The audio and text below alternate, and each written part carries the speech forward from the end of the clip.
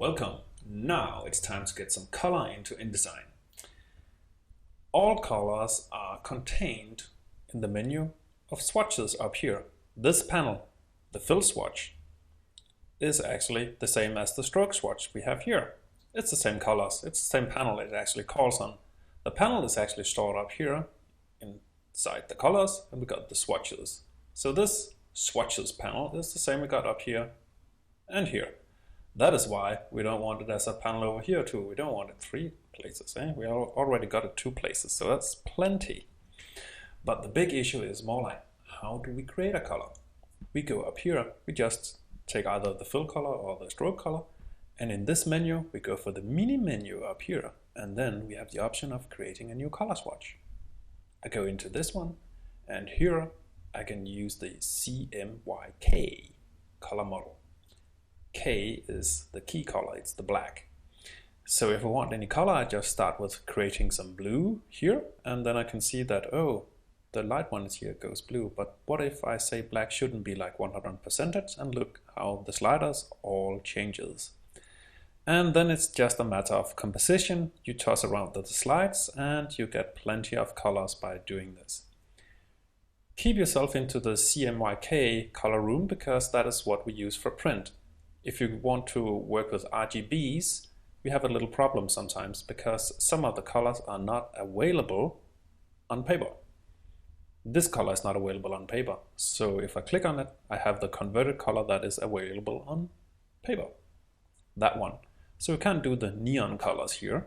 They're not available on paper. Well, they are, but it's a special blend and it costs a lot to print out. So if you keep yourself inside the CMYK color, then you're sure that everything will be fine on paper. And that is quite nice.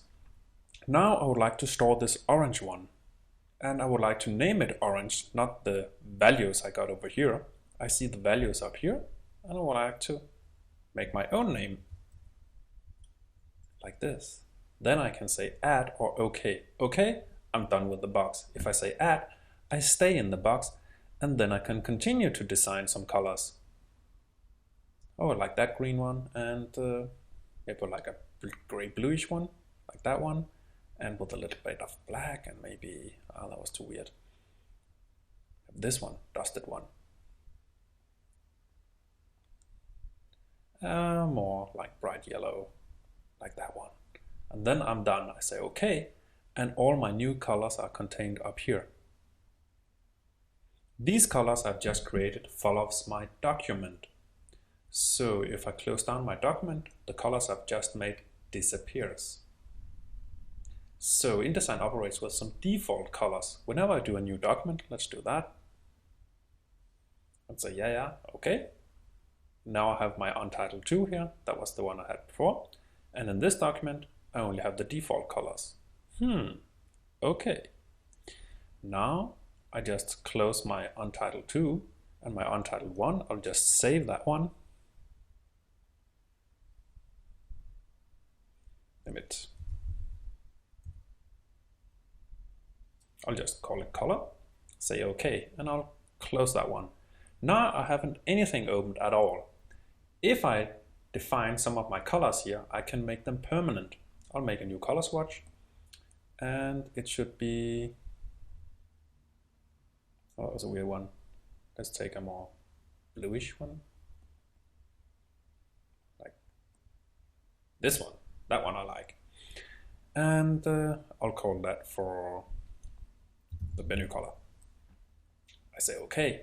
Now that color I named Bennu will stay in InDesign. So whenever I do a new document, OK here, then my Bennu color is suddenly inside this document.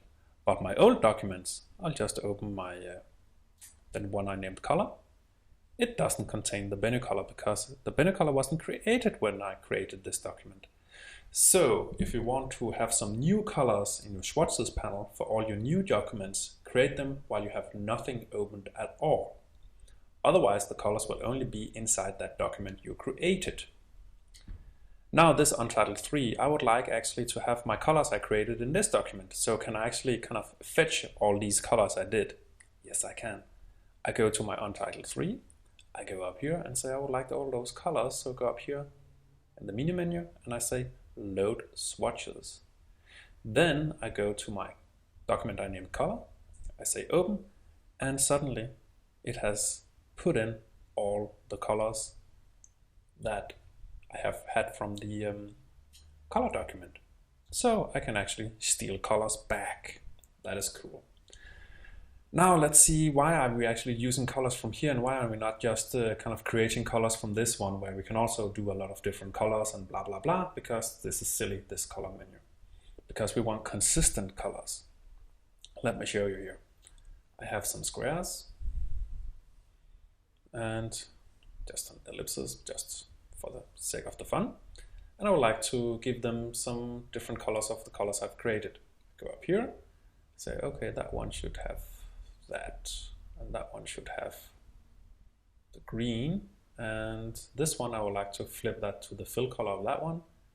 I take this one and drag it over and just dump it on that. So I can also take a color and dump it. That is also a very efficient way. Now they all got strokes. I can also take this red one and then I would like to put it on the stroke. This is the fill I hit, now it's the stroke. Look at the very big difference on the icon here. The icon is really telling me a lot. Now I got an orange stroke on this one because I flipped to that one. Let's see. That, oh, it was the red one I picked. I'll just enlarge that one. Whoops. And then I have this one. I'll just enlarge that to 7 points. And I have nothing selected. I go up here and say, okay, we can do the drag and drop with the orange. Now it's the stroke I hit, now it's the fill. I hit the stroke, orange. Cool. But what if I had a color change? Now I don't like that dusted one here, that one. I'll just change that one. So I right click on it and say, what about the swatch options for this one? Oh, here it is. I can change the color here. And if I put on the preview button, you can see that the color actually follows. All the objects that contains this color are having the change. So now I actually have a kind of a color style, which I can easily change. So, oh, I accidentally had the wrong color. Oops, I will just change the color and it goes completely through my design. That is awesome. So now we have some more girlish colors. Cool. Okay. So this is how we create colors. We go up here, go to the mini menu, and then we just create some colors.